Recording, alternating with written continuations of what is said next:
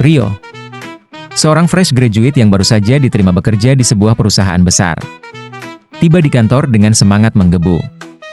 Ia mengenakan jas barunya, yang mungkin sedikit terlalu besar, dan menenteng tas kerja yang baru dibelinya dari diskon akhir tahun. Ini dia, dunia kerja profesional. Saatnya membuktikan bahwa aku bukan sekadar anak magang yang numpang lewat, pikir Rio sambil berdiri di depan gedung tinggi berkilauan. Namun, semua antusiasme itu seolah dihancurkan ketika ia melangkah masuk ke lantai kantor. Baru beberapa detik berjalan, ia tersandung kabel printer yang menjalar di lorong. Selang beberapa waktu, Rio pun disuruh membawa setumpuk dokumen.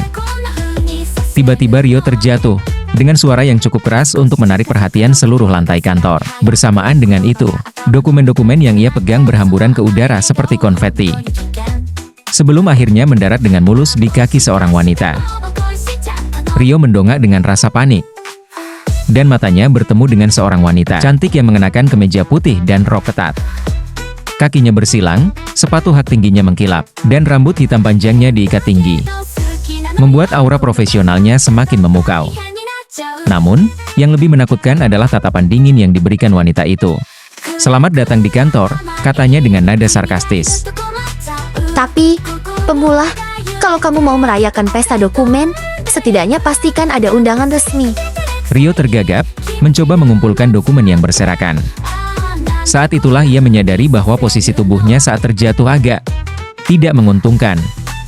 Ia berada tepat di depan kaki wanita itu, dan tanpa sengaja, matanya menangkap sesuatu yang seharusnya tidak ia lihat. "Berani melirik lagi, dan aku akan memastikan hari pertama ini jadi hari terakhirmu," ucap wanita itu dengan senyum tipis, tapi jelas mengintimidasi. Wanita itu, ternyata adalah Hana, senior sekaligus atasan langsung Rio. Kalau kamu masih bisa berdiri, ikuti aku. Ada banyak hal yang harus kita selesaikan hari ini. Dan mulai sekarang, awas kalau aku melihatmu tersandung lagi. Rio hanya bisa mengangguk, merasa seperti remaja yang baru saja ditegur gurunya. Ia mengikuti Hana ke ruangannya, sambil bergumam pelan, "Ya ampun. Hari pertama dan aku sudah membuat diri terlihat seperti idiot." Namun, di balik rasa malu dan takutnya, ada sesuatu yang lain. Mungkin rasa kagum, mungkin juga sesuatu yang belum bisa ia definisikan. Tapi satu hal yang pasti, hari pertama Rio di kantor sudah lebih dramatis daripada yang ia bayangkan.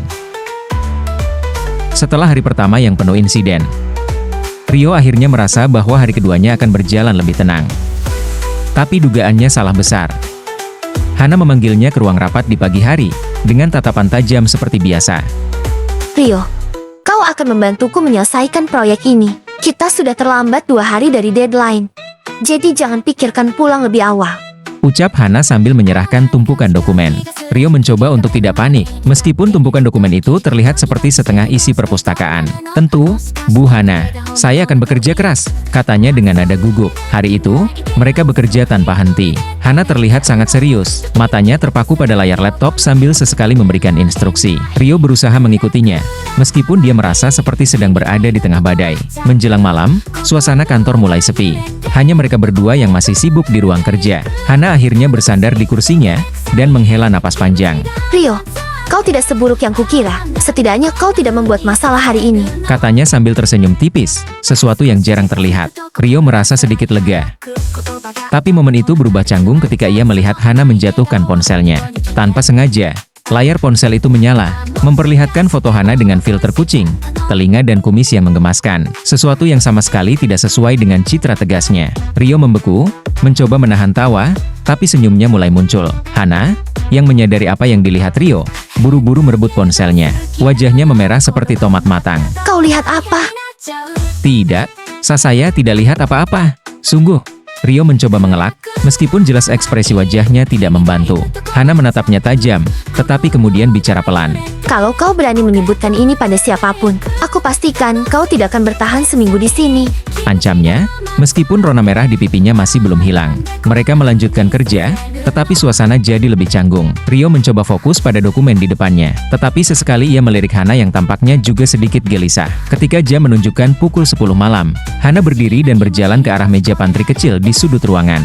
Dia kembali dengan 2 cangkir kopi, menyerahkan semuanya ke Rio tanpa berkata apa-apa. "Terima kasih," Bu Hana, kata Rio, sedikit terkejut dengan sikap ramahnya. Tapi saya tidak bisa menghabiskan 2 kopi sekaligus. Kau tidak perlu memanggilku Bu terus-menerus. Hana saja cukup.